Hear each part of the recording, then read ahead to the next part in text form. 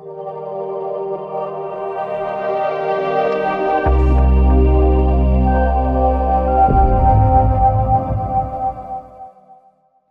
everybody, it's Rock. Sorry for the lighting, poor lighting of this video, but something just came to my mind, and I wanted to talk to you guys about it.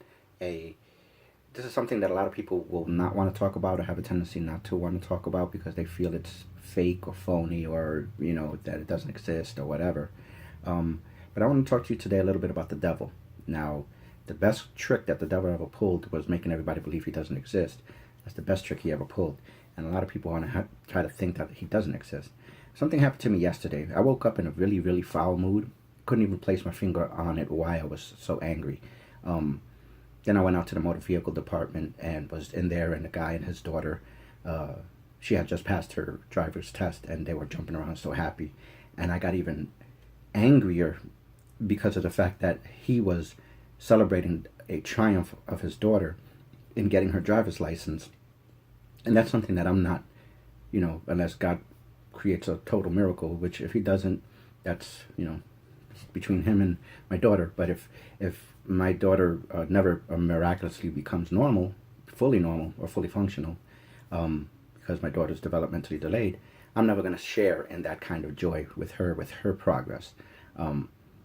I do share and joy in her progress in other things, in smaller little victories, like when she colors a picture or tries to color a picture.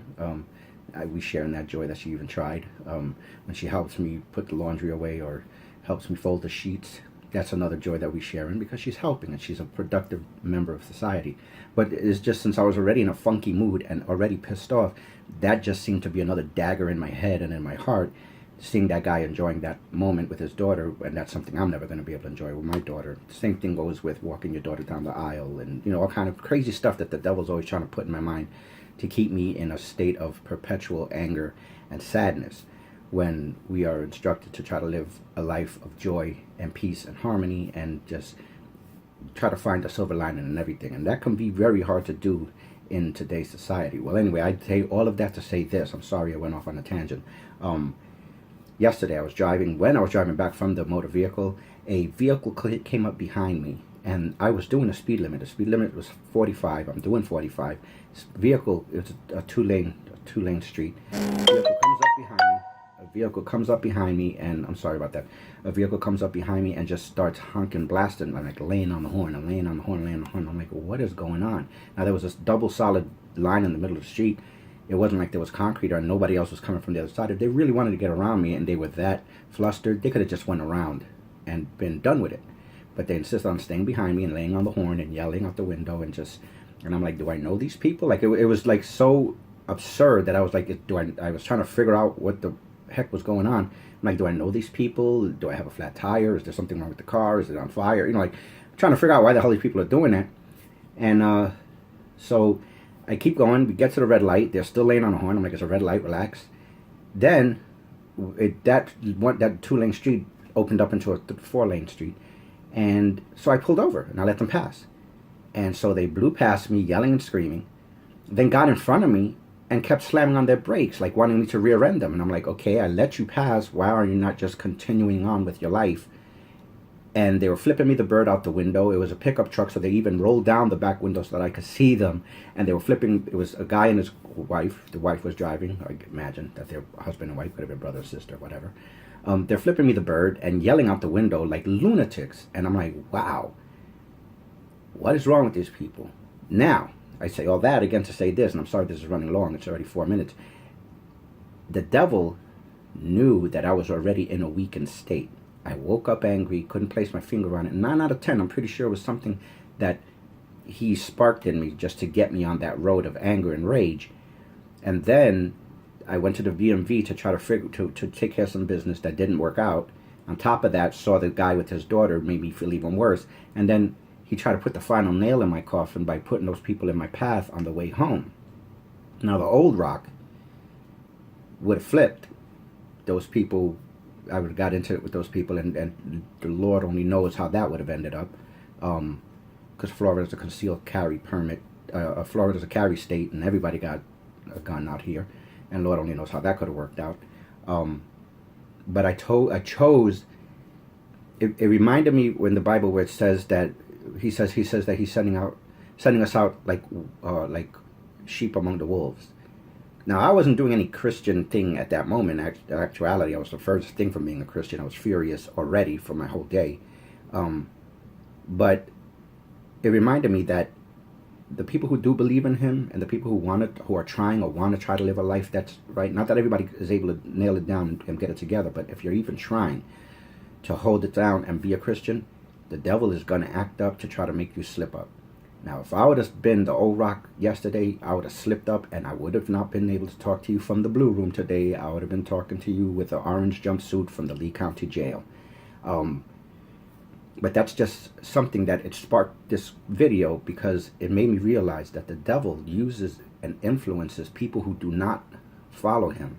Not that he possesses them. I mean, that can happen too, but that's a whole nother video series or whatever, and we won't talk about that right now. But he will influence people who aren't following him, and he'll even influence people who do follow him at times to get his desires done. Like he'll influence people to antagonize Christians. He'll influence people to attack Christians. He'll influence people to insult Christians, just to try to get a rise out of them, so they could slip up and try to lose their peace and their joy that God told them that they have in him if they just follow his precepts. So I wanted to go after them, hit the brake, backed off, left a lot of distance between me and them.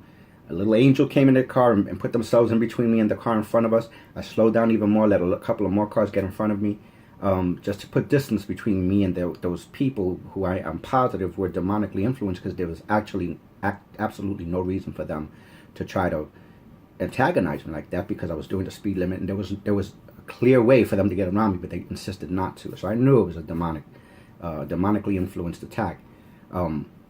But initial trigger reaction was to get on them and just go for it. But something, I know it's the Holy Spirit, just rose up in me and said, let it ride.